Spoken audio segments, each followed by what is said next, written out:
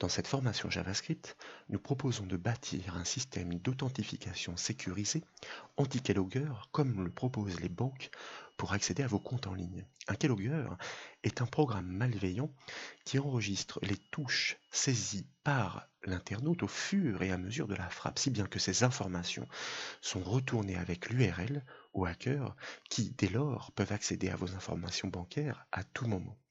La solution consiste donc à verrouiller la zone de saisie du mot de passe et à proposer à forcer son inscription par le biais de boutons ou d'images numérotées qui sont positionnés aléatoirement afin de perdre ces programmes malveillants. La saisie de l'identifiant, quant à elle, reste conventionnelle. Cela signifie que pour pouvoir inscrire la paire de connexion, nous débutons par la saisie de l'identifiant et dans la foulée, nous allons inscrire tour à tour les chiffres qui permettent de reconstruire le mot de passe dont l'information est donnée ici pour l'illustration juste en bas de ce formulaire. Ensuite, il s'agit de cliquer sur le bouton Valider pour soumettre ces informations et vous constatez qu'un message est retourné confirmant que nous sommes bien connectés. Nous ne simulerons ici que l'application client puisque en production, bien entendu pour des raisons de sécurité, ces informations consolidées par le code JavaScript doivent ensuite être transmises à un code serveur PHP qui se chargera de questionner la base de données où ces données sont encryptées pour les comparer.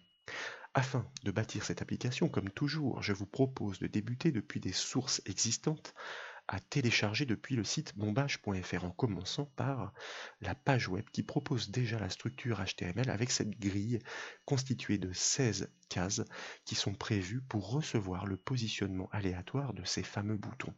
À ce stade, le seul code JavaScript qui soit fonctionnel est celui qui permet d'effacer la saisie pour laisser place l'inscription de l'identifiant par l'internaute et de la restituer si d'aventure aucune information n'avait été tapée. Après la décompression, vous obtiendrez donc le fichier de la page web principale à la racine, accompagné de ses ressources externes, dont notamment le petit fichier de script externe qui permet de simuler cette application client-serveur. C'est elle qui, par le biais d'une petite fonction, permet de retourner les informations concaténées de l'identifiant et du mot de passe. Bien entendu, dans notre page web principale, celle que nous avons montrée, il y a forcément dans la section aide la déclaration ou plutôt la référence à ce script externe pour qu'il soit chargé en même temps que la page web et que sa fonction qui se nomme IDMP puisse être appelée par son nom afin de récupérer la paire de connexions.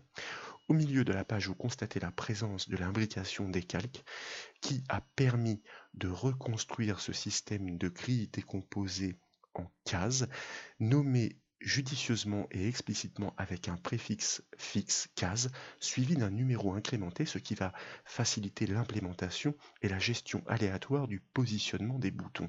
Il y a ensuite, fort logiquement, les contrôles input pour les zones de saisie, notamment l'identifiant, et constater en effet qu'elle appelle déjà une fonction existante permettant soit de vider la zone, soit de restituer l'information lorsque aucune donnée n'a été inscrite. Et puis, il y a bien sûr le contrôle de type password afin de pouvoir afficher la saisie encryptée et les boutons de validation et de régénération de code. En bas de notre page web, fort logiquement, vous remarquez la présence d'une section de script dans laquelle il y a déjà, en effet, notre fonction init saisie. Nous devons commencer, bien sûr, par générer les nombres aléatoires qui vont nous permettre de placer ces différents boutons dans les cases qui sont prévues à cet effet directement dans notre page HTML. C'est la raison pour laquelle vous notez déjà l'appel de la fonction génération, mais qui à ce stade n'existe pas encore. Donc, dans la foulée, nous la créons et puis, nous allons prendre soin de bien la borner avec les accolades pour pouvoir accueillir non seulement nos déclarations de variables, mais le code qui permettra de réaliser le traitement. L'objectif est de pouvoir générer un nombre aléatoire entre 0 et 15, tout simplement parce que ces cases sont reconnues avec des identifiants qui varient en ce qui concerne leur suffixe entre 0 et 15. Et puis, il faudra positionner les 10 boutons, c'est la raison pour laquelle nous aurons besoin d'une boucle permettant de parcourir ces indices, tout simplement de 0 à 9. Nous allons commencer, comme toujours, par déclarer les variables nécessaires à notre traitement. Fort logiquement, nous déclarons une variable que nous nommons NB_aléa qui va permettre de mémoriser à chaque fois que nous allons le générer le nombre aléatoire compris entre ces fameuses bornes 0 et 15.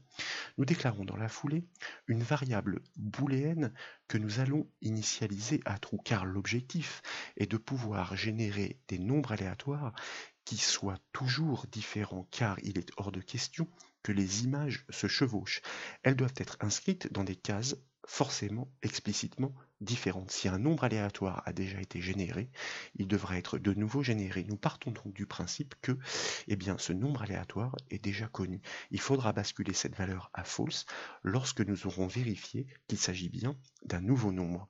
Et puis dans la foulée, nous allons déclarer une variable de type chaîne de caractères. C'est la raison pour laquelle nous l'affectons dans la foulée à deux guillemets, c'est-à-dire une chaîne vide, ce qui va nous permettre bien entendu de stocker les nombres aléatoires mémorisés tour à tour pour pouvoir vérifier si nous les avons déjà générés ou non.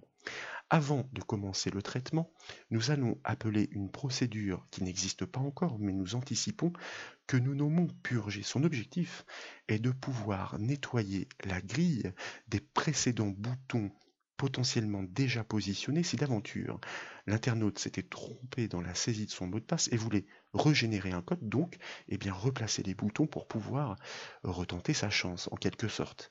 Nous créons donc dans la foulée cette fonction purger que nous bornons comme toujours avec les accolades afin de pouvoir accueillir notre code. L'objectif, comme je vous le disais dans la foulée, est de pouvoir passer en revue l'ensemble des cases qui sont numérotées de 0 à 15, comme nous l'avons constaté, afin de les réinitialiser. Et c'est la raison pour laquelle nous initialisons tout de suite une boucle for qui, comme vous le savez, va utiliser une variable de boucle que nous déclarons et affectons en même temps que la boucle i, par exemple, à 0 pour débuter le traitement récursif et que nous allons faire varier jusqu'à la valeur 16 ou plutôt la valeur 15 puisque vous en conviendrez donc inférieur à 16 tout simplement parce que, souvenez-vous, le dernier indice est reconnu par l'identifiant case 15. Il faut bien partir de l'identifiant case 0 jusqu'à l'identifiant case 15. Cette inégalité stricte permettra donc d'y accéder.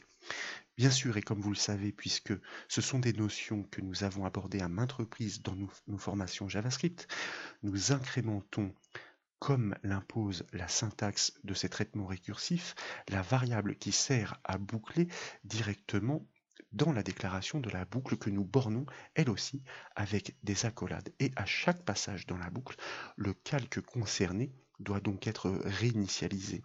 Ce n'est plus une surprise pour vous désormais, nous exploitons cette fameuse méthode getElementById de notre objet JavaScript document qui permet de pointer sur un contrôle HTML désigné par son identifiant passé en paramètre. Cet identifiant n'est pas fixe, il commence effectivement par l'information statique case et se poursuit par ce numéro incrémenté que nous faisons varier dans cette boucle qui est reconnue par la variable i donc que nous concaténons grâce au symbole plus, car je vous rappelle que le JavaScript est capable de détecter si nous concaténons des informations textuelles ou si nous additionnons des valeurs numériques. Et souvenez-vous, c'est la propriété innerHTML pour un calque, c'est-à-dire un élément HTML de type div qui permet d'accéder à son contenu de type HTML que nous réinitialisons à vide grâce aux deux guillemets.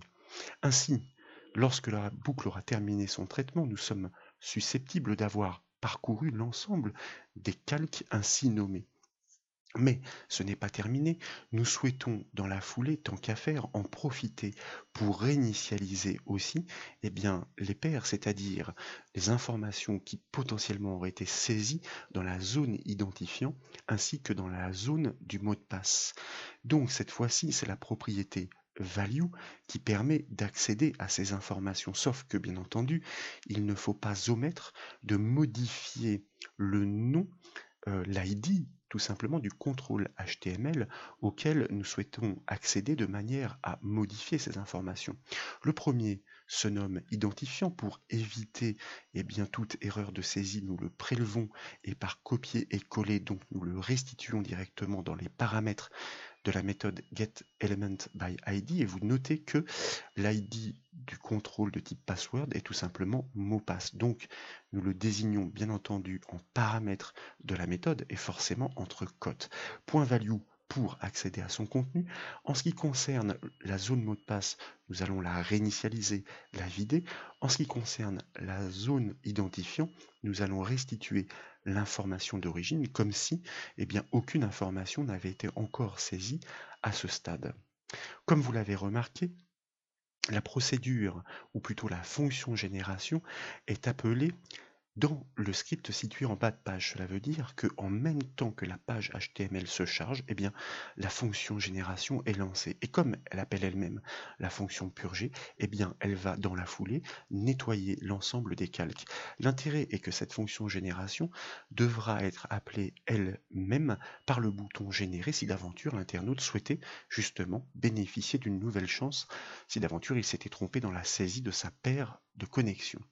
Il s'agit, comme je vous le disais, dans la foulée, donc pour pouvoir placer de façon aléatoire ces informations, d'initialiser dans la procédure génération une boucle pour laquelle nous allons donc, comme la syntaxe l'impose, en même temps déclarer et affecter la variable de boucle i à 0 et la faire varier jusqu'à l'indice 9 puisque nous avons 10 boutons à placer aléatoirement portant respectivement les chiffres variant de 0 à 9 afin de pouvoir reconstruire un code numérique complet.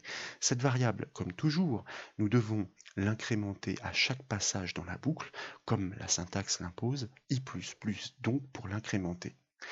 Nous bornons notre boucle for et l'objectif est de pouvoir, pour chacun de ces boutons, générer un nombre aléatoire compris entre 0 et 15 de manière à placer chacune de ces images dans une case explicitement indépendante de la grille. C'est la raison pour laquelle nous imbriquons une boucle while à l'intérieur de la boucle for dont l'objectif est très clair. Il s'agit de vérifier si le nombre aléatoire a déjà été emprunté, ce qui signifie en d'autres termes que la case est déjà occupée par un autre bouton. Pour le premier passage dans la boucle, nous partons naturellement du principe, pour pouvoir initialiser le processus, que ce test est vrai, donc que le nombre aléatoire est déjà emprunté. Sauf que, au premier passage, nous n'avons pas encore généré ce nombre aléatoire, nous l'avons simplement déclaré. Et dans la foulée, comme nous l'avait démontré la formation pour générer aléatoirement des astuces au fil de la navigation, nous allons affecter notre variable nbaléa grâce à notre objet mat qui propose deux méthodes fort précieuses. La première se nomme floor et permet d'arrondir à l'entier inférieur le nombre qui lui est passé en paramètre, car en paramètre, nous lui passons toujours grâce à l'objet mat un nombre aléatoire par sa méthode cette fois-ci random qui requiert forcément deux parenthèses, car il s'agit d'une méthode sauf que elle ne demande aucun paramètre. La méthode random de l'objet mat, comme nous l'avions appris, permet de générer un nombre aléatoire entier compris entre 0 et 1. Donc, pour générer un nombre aléatoire compris entre 0 et 15, nous devons multiplier ce résultat par 16 tout simplement parce que la méthode floor va arrondir à l'entier inférieur. Donc, nous allons bien générer un nombre aléatoire compris entre 0 et 15, ce qui correspond aux 16 suffixes de nos cases, de nos contrôles HTML de type div, qui sont ainsi numérotés de façon incrémentée. Donc, à chaque passage dans la boucle, nous vérifions si ce nombre aléatoire existe déjà, nous générons ce nombre aléatoire et grâce à une instruction conditionnelle if, eh bien nous allons vérifier sa présence dans la variable chaîne qui pour l'instant au premier passage eh bien, ne comporte aucune information, mais au fur et à mesure doit concaténer l'ensemble des numéros ainsi générés. Et comme vous le savez, là aussi nous l'avons exploité à maintes reprises, une variable de type string en JavaScript propose une méthode qui se nomme indexOf et qui littéralement va retourner la position de l'occurrence qui lui est passée en paramètre là où elle est trouvée dans la chaîne qui se nomme chaîne. Cette occurrence, c'est une concaténation et je vais vous expliquer pourquoi. En fait, nous allons stocker chaque nombre aléatoire entre deux tirés pour nous assurer que nous les séparons tous explicitement les uns des autres. L'objectif donc est de vérifier la présence de ce nombre aléatoire ainsi généré dans la chaîne qui permet de les mémoriser, tous séparés par ces deux tirés donc.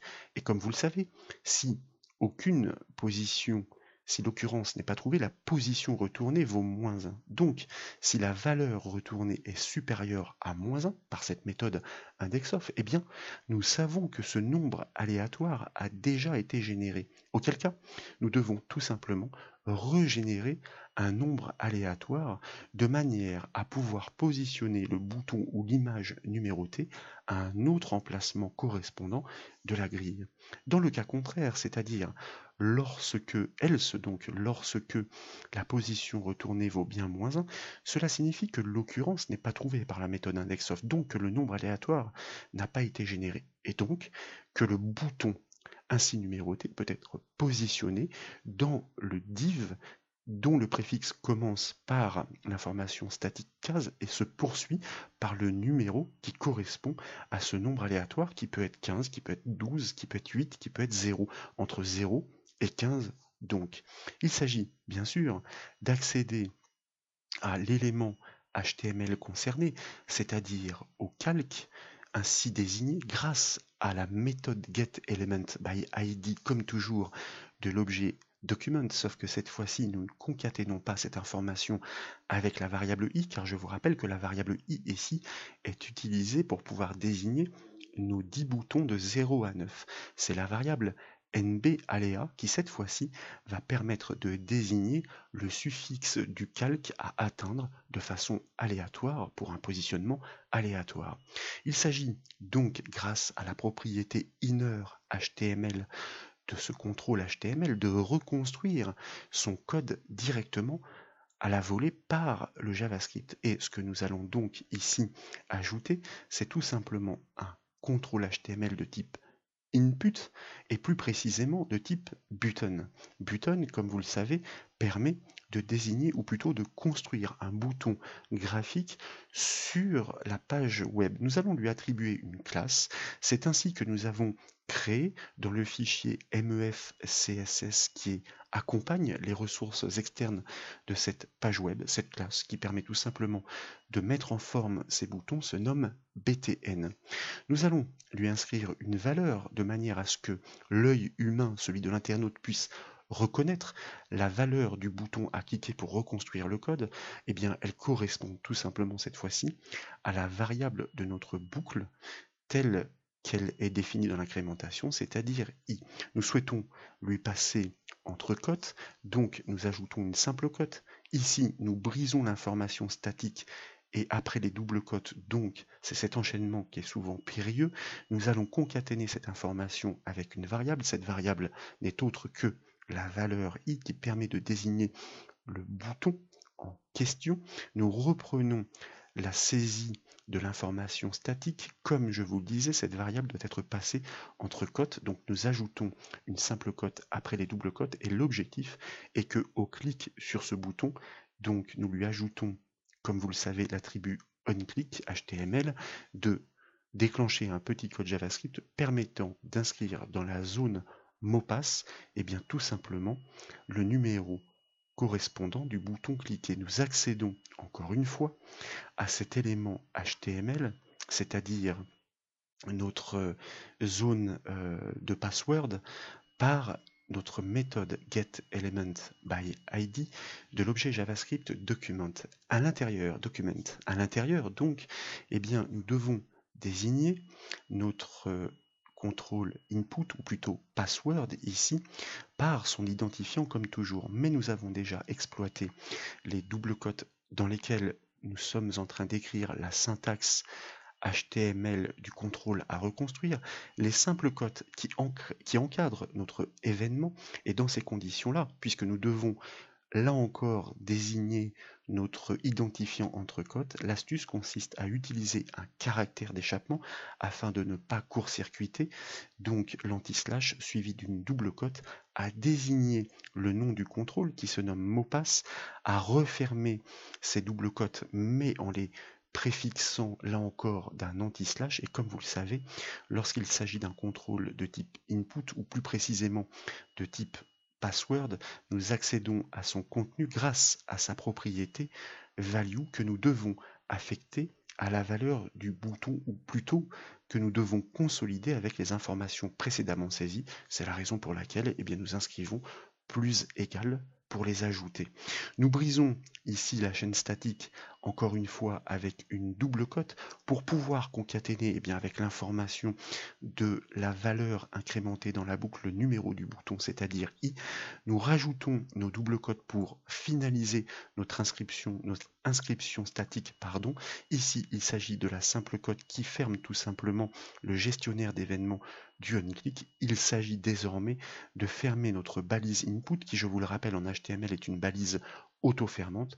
Et nous n'oublions pas la double cote qui permet de fermer la double cote qui a été ouverte au début de l'inscription de notre code HTML par le biais de notre ligne JavaScript.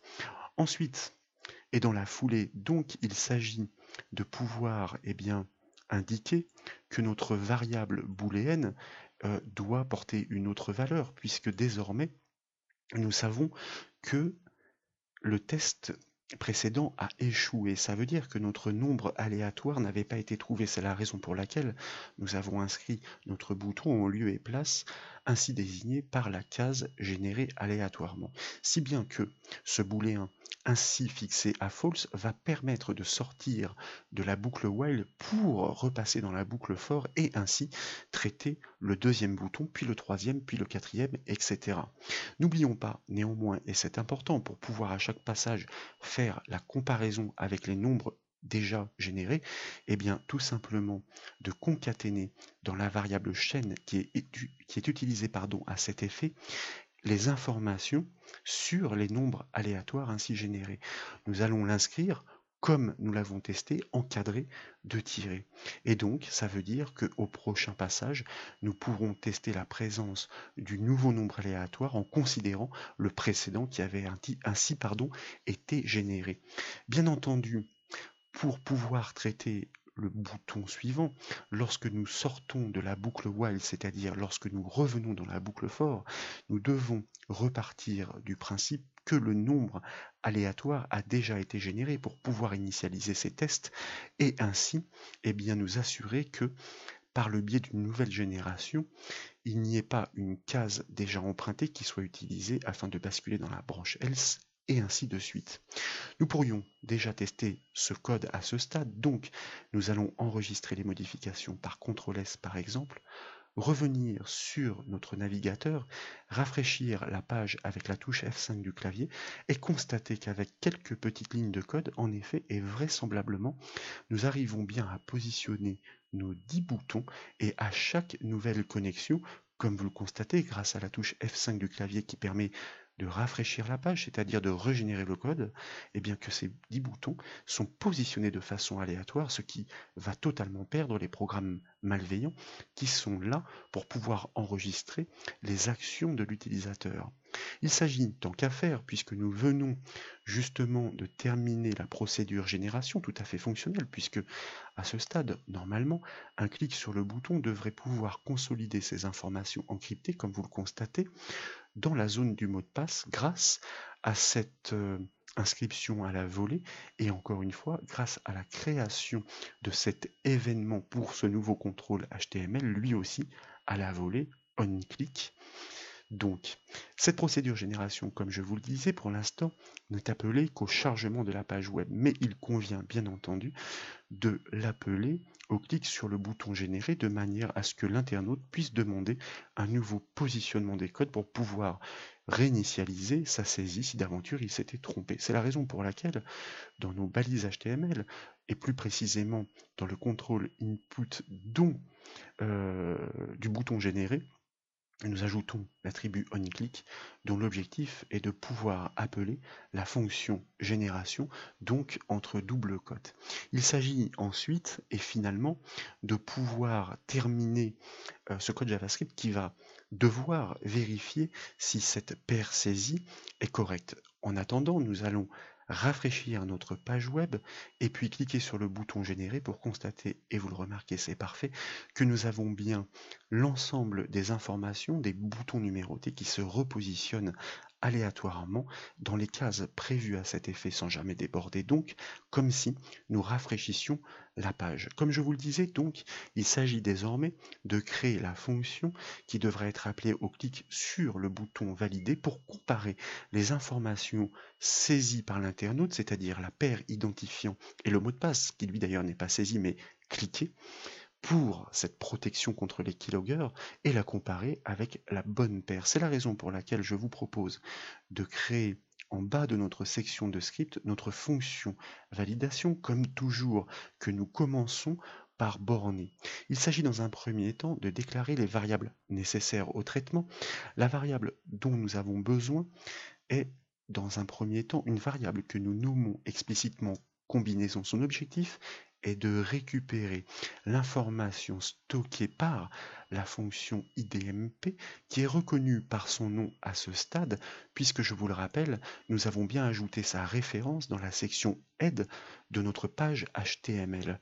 Et comme vous le savez, car nous l'avons utilisé à de très nombreuses reprises, la méthode split appliquée sur une chaîne de caractères permet de découper l'information sur un caractère remarquable, une occurrence que nous lui passons en paramètre. Ici, en l'occurrence, ce caractère remarquable n'est autre que la barre verticale qui sépare explicitement ces deux informations. Cette méthode, en même temps qu'elle va découper cette information, eh bien, elle va affecter, transformer cette variable en un tableau de variables qui va donc contenir deux lignes, deux rangées. La première va tout simplement stocker l'information sur l'identifiant et la seconde sur le mot de passe, si bien que nous pouvons déclarer les variables permettant d'accéder à ces rangées afin de récupérer l'information ainsi stockée dans la variable, ou plutôt le tableau de variables combinaison avec, eh bien, le numéro de sa rangée, 0, car je vous rappelle que dans un tableau, on commence toujours à la rangée 0 pour l'identifiant, et en ce qui concerne la variable MP que nous déclarons dans la foulée, donc, il s'agit d'accéder à sa deuxième ligne qui est repérée par son indice 1, donc entre crochets comme ceci. Et donc, dans la foulée, il s'agit de vérifier si en même temps les identifiants correspondent et si les mots de passe correspondent. C'est une simple instruction if comme toujours. L'objectif est de pouvoir accéder au contrôle identifiant par le biais, comme toujours, de la méthode getElementById dans un premier temps et de sa propriété value pour récupérer l'information qu'elle contient. Et tant qu'à faire, nous allons utiliser la méthode toLowerCase en JavaScript qui permet de transformer l'information textuelle en minuscule afin d'éviter dans la comparaison les problèmes de casse. Est-ce que cette information est égale à l'information sur le bon identifiant à saisir, que nous allons comparer là aussi pour éviter les problèmes de casse en minuscule, donc transformée grâce à la méthode toLowerCase. C'est une méthode donc elle requiert les deux parenthèses, même si elle ne demande aucun paramètre.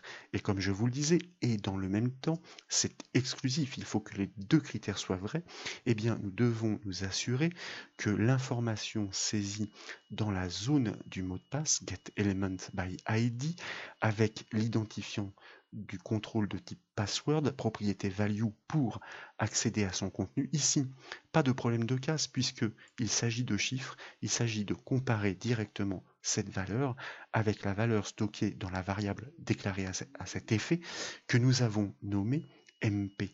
Si ces deux informations correspondent, eh bien cela signifie tout simplement que l'utilisateur doit être effectivement authentifié. Dans le cas contraire, eh bien nous devons lui ajouter un message qui va lui permettre de comprendre que sa connexion a échoué, donc il doit recommencer. Nous allons accéder pour ce faire, et comme l'avait proposé la démonstration en préambule, au calque qui se nomme aperçu et qui est situé en bas de la page web. Donc c'est du grand classique. Il s'agit d'un calque auquel nous allons accéder comme toujours grâce à sa méthode getElementById en passant forcément l'identifiant du calque ainsi désigné pour écrire à l'intérieur. Ici, d'ailleurs, nous ne souhaitons pas reconstruire son code HTML, sa propriété innerText suffira donc largement. Nous souhaitons tout simplement inscrire une information textuelle qui consiste à confirmer à l'internaute qu'il est désormais connecté. Et dans le cas contraire, bien entendu, nous devons lui indiquer que sa connexion a échoué. Dans un système en production, il y aurait une redirection directement vers la page, par exemple, des comptes en ligne de l'utilisateur ainsi authentifié. Donc ici, nous allons lui indiquer que son identification a échoué, puisqu'il s'agit bien du cas contraire. A échoué. Comme vous le savez, et comme nous le disions au démarrage de cette formation, ces informations, bien entendu, en ce qui concerne la connexion, ne doivent jamais être mémorisées dans un script externe. Ce n'est absolument pas sécuritaire. Quiconque pourrait accéder à ces informations. Ce qui est important, c'est la partie JavaScript qui permet de placer de façon aléatoire ces boutons numérotés permettant à l'internaute de reconstruire son mot de passe sans les saisir au clavier de manière à ce que le programme malveillant ne les enregistre pas. À l'issue, ces informations sont transmises à un code serveur qui lui va interroger la base de données. Nous simulons effectivement cette dernière action à ce stade. De retour sur notre page web. Alors avant cela, bien entendu, comme toujours, une fonction pour pouvoir s'exécuter, comme vous le savez, doit être appelée. Il n'en est rien à ce stade. Donc, entre les bornes de notre contrôle input du bouton valider, là aussi nous ajoutons le gestionnaire d'événements du clic grâce à l'attribut onClick qui consiste à appeler notre fonction validation de manière à constater si nous avons réussi à finaliser notre application d'authentification sécurisée. Nous rafraîchissons notre page web, nous remarquons que nos boutons se sont de nouveau positionnés aléatoirement. Aucun de ces boutons ne chevauche un autre. Pour preuve, ils sont bien au nombre de 10. Nous commençons volontairement par saisir des informations erronées. Comme vous le remarquez d'ailleurs, dans les informations qui sont proposées en bas de la page, l'identifiant donc doit être bombache et le code doit être, alors je vais le vérifier car je n'en suis pas sûr, dans notre paire ID qui est positionné ici, il s'agit du 622551, donc ce qui signifie que l'information que nous avons ici en bas de page n'est pas la bonne, il faudrait la réactualiser. Donc peu importe, effectivement, dans la foulée, nous n'allons pas saisir ce code correctement, nous allons volontairement cliquer sur des numéros erronés, puis cliquer sur le bouton valider pour constater fort logiquement, puisque la paire n'est pas conforme, tel que le propose notre double vérification de notre instruction if, eh bien que notre identification a échoué, que notre connexion a été refusée. Donc nous choisissons de régénérer pour faire une simulation complète et nous allons reprendre notre saisie en commençant par taper notre identifiant correctement. Et dans la foulée, comme je vous le disais, il s'agit donc du mot de passe 622, puis 5, 5, 1. Il s'agit de bien repérer l'emplacement des boutons ainsi désignés. Et vous remarquez que cette fois-ci, effectivement, eh bien la paire a été détectée comme conforme et donc que notre connexion cette fois-ci est un succès. Voilà un petit système fort intéressant pour proposer des connexions à des internautes sur un site web et éviter que ces informations, lorsqu'elles sont précieuses et délicates, soient pillées par ces programmes malveillants puisqu'à aucun moment en ce qui concerne le mot de passe, elles ne sont tapées au clavier. J'espère que cette vidéo vous a plu. Si c'est le cas, comme toujours, je compte sur vous pour mettre un petit j'aime. Et comme vous le savez, vous pouvez retrouver toutes les autres formations sur le site bombache.fr. Je vous remercie.